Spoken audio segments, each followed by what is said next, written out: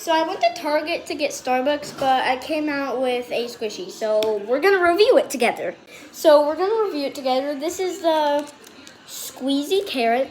I walked into Target about to go get my Starbucks, but they had these at the front desk. So of course I grabbed one. So I'm gonna do some ASMR and review it and tell you how I like it.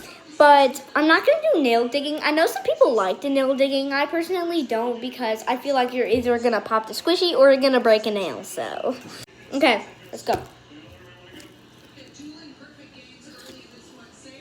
Oh, it's nice. That's the only air in there. The rest is just the clay. So good. Yeah, 10 out of 10. This is amazing. And this was only $6, and this is a jumbo squishy. Also, here's my nails for your inspo. But they're so cute. I literally love them.